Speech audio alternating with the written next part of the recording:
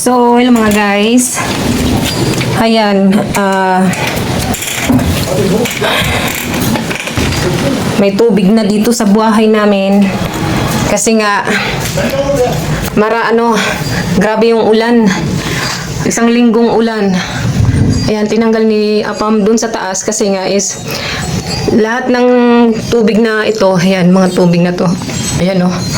Mga tubig yan guys. Kasi dati hindi naman siya ganun. Kasi nga yung ulan, kuwang-kuwan lang. Hindi umabot ng isang linggo. So ngayon guys, ayan, dyan siya tumutulo. Ayan dyan. Tinanggal ni Apam ito kasi sobrang inis na siya. Siyempre, wala. Ako lang yung nandito nung yung ginawa ito. Dati kasi tumulo to siya, tapos binalikan, nilagyan ng silicone. So, yung sealant ba? Tapos yun, kuha na to sa amin 3 years na nung ginawa ito, itong bahay na to. So, yan guys, umuwi kami na ganito na sa bahay. Hindi naman namin inakalang babahain na pala dito. Buti na lang guys, yung mga electric namin nagpaka-shutdown kasi ang gamit kasi namin dito na is solar. So lahat ng nasa loob dito na light is puro solar na siya. So hindi na kami nagagamit ng electric. Kasi nga yung tubig guys, galing dito, ayan, gumanito na siya dito. So dito may tubig siya. Ayan. So maglinis muna si Inday. Diyos ko day. Wala kasi kami dito guys, nasa apartment kami. Hindi kami dito natulog. So, ayan na nangyari pagka-uwi namin. So, ngayon nandun si Apam sa taas. Bumili ako ng silicone na marami, sealant, tsaka ayun si Apam doon. He's working up there. Siyempre, kunting away muna. Nag-away muna kami ni Apam. Dahil nga, sabi niya ni Apam, nandito daw ako, bakit hindi daw? Paano ko malalaman kung natulo o hindi? Kasi wala nga nung time na yung ulan. Ngayon lang talaga nangyari na 1 week ang ulan. Pagkadami-daming buhos ng ulan. So ayan, sobrang galit niya, tinibag niya yan. Sabi niya, look your beautiful house. Ayan, tumutulo na siya hanggang dito. Ayan. So, dito muna kami sa bahay. Linisin muna namin ito. Nilinis ko siya nung last week. Siyempre, pag naulan, nagmo-moist. So, para siyang hindi nilinisan. Yung ganun. Akala mo walang nakatira. So, ayan. So, dito muna ang lilinisan ni Inday. Ayan. Kasi ang gusto ni Apam nung ginawa to, gusto niya yung katulad sa US, yung may roof deck.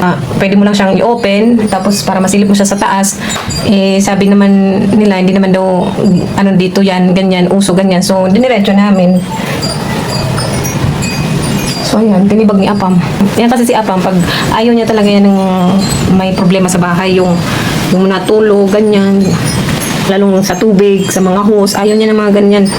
Magagalit din siya, pero siya ang gumagawa. Ayan, nagyaw-yaw na naman si Apam. Munti ko nasabayan kanina yung galit niya, kaso nga lang is wala ding mangyayari kung mag-away kami. Kaya pinakalma ko sarili ko. Nagkasagutan naman kami in a light lang kasi syempre may edad na si Apam.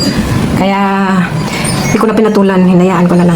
So, at ayun na nga mga guys, ako na rin ang tinulungan naman ako dyan ni Apam na magsilan, pero sabi ko sa kanya, hayaan mo na lang ako dito. As long as kasi, alam ko naman paano maglagay ng silan guys, kasi nga guys, nakagawa na kami ng storage room ni Apam, at ako din yung nagbubong, ako naglagay ng mga bubong. So, ayan guys, sabi ko sa kanya, wag mo na akong tulungan kasi nga malaki nga siya, at sabi ko, hayaan mo na lang ako dito, hindi naman, wag ka mag-alala, hindi naman ako mahuhulog, alam ko naman kung paano makaano. So, sabi naman ni Apam na sige daw kasi nga, mabigat, syempre malaki si Apam, baka mamaya kung anong mangyari, di ba? Baka mamaya kung sisihin ng pamilya niya, mahulog siya dyan. So, ayan guys, tinapos na rin namin, trinay namin nilagyan ng mga silicone dyan sa bubong kasi baka mamaya doon nanggagaling yung tubig.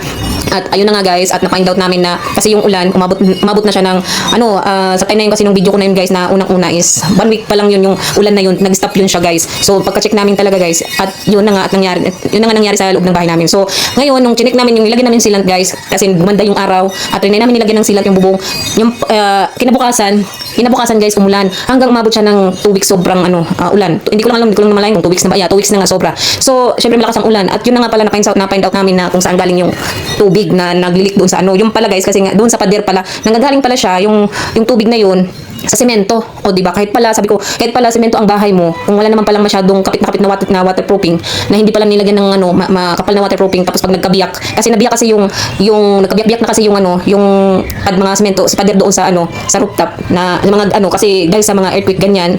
So nagkabiyak-biyak siya guys. So doon pala nanggagaling at saka wala siyang waterproofing masyado yung sementong yun. So yun ang nag-cause na na siya. Dati kasi hindi ganun yun siya guys, kahit umulan ng malakas. Lang siya, nag-leak ng konti lang, na tumulo ng konti lang. Ngayon parang na siya, parang ang akala mo gripo na yung dumadaloy na doon na galing sa taas na tubig. Yan. So ayan, talagang talaga yun sa bahay guys. Ito kasi ito si Apam. Hindi yan titigil hanggang hindi pa niya natatapos yung gagawin niya dito sa bahay. So ayan lang for today's video mga guys. So baha na dito sa bahay.